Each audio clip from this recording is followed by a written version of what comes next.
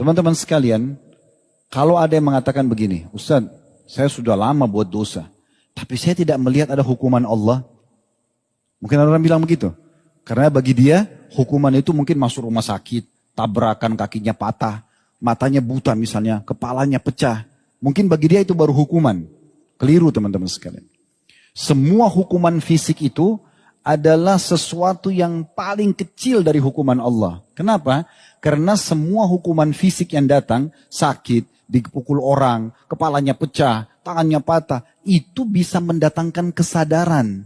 Oh, saya salah. Nah, dia bisa kembali kepada Allah. Itu hukuman yang paling ringan. Yang paling berat hukuman Allah kalau orang berbuat dosa, dengarkan yang dijelaskan oleh Hasan Basri rahimahullah.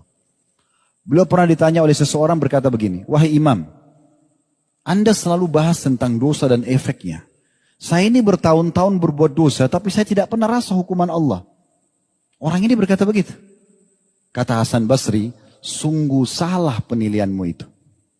Hukuman Allah sudah sangat besar pada dirimu, cuma kau tidak sadari. Orang itu penasaran. Dia katakan, apa hukuman Allah? Saya tidak rasakan, karena gambaran dia hukuman itu adalah siksaan fisik. Apa kata Hasan Basri rahimahullah? Saya ingin tanya, bukankah selama ini kau bermaksiat, lisanmu tidak pernah berzikir kepada Allah? Orang itu bilang iya. Bukankah tidak pernah kau mengucapkan doa? Iya. Bukankah tidak pernah kau membaca Al-Quran? Benar. Bukankah kau selama ini terharamkan untuk menjawab azan sholat di masjid? Dia bilang iya. Bukankah selama ini kau tertidur tidak pernah sholat malam? Dia bilang iya. Bukankah selama ini kau jadi tidak pernah silaturahim dengan keluargamu? Kau tidak pernah hadiri majelis ilmu? Kau tidak pernah termotivasi bersedekah? Dia mengatakan iya. Kata Hasan Basri, itulah hukuman yang paling berat dari dosamu. Jadi hukuman yang paling berat teman-teman sekalian dalam maksiat itu adalah terharamkannya seseorang berbuat ketaatan. Kalau hanya sekedar hukuman fisik, kita bisa sadar. Kita bisa sadar, oh ini salah nih. Jadi kita akhirnya meninggalkan kan gitu. Tapi kalau dibuat lalai dari ibadah, ini luar biasa.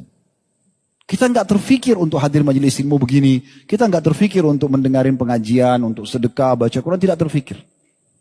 Itu hukuman yang paling berat. Jadi kalau Allah Azza wa Jalla masih memberikan kesempatan teman-teman, tergerak hati antum kayak untuk datang ke sini. Saya pun begitu.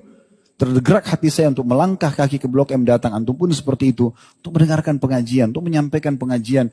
Dengar azan, terdorong untuk sholat di masjid. Lihat orang miskin tersentuh untuk sedekah. Apa saja kebaikan-kebaikan kita terdorong untuk mengerjakannya. Berarti Allah sedang menginginkan kebaikan buat kita. Makanya Ali radhiyallahu anhu mengatakan dalam statement yang menarik berhubungan dengan masalah ini, kalau Allah memudahkan istighfar dari lisan seorang hamba, maka pastikan Allah menyayangi dan Allah tidak akan menyiksanya.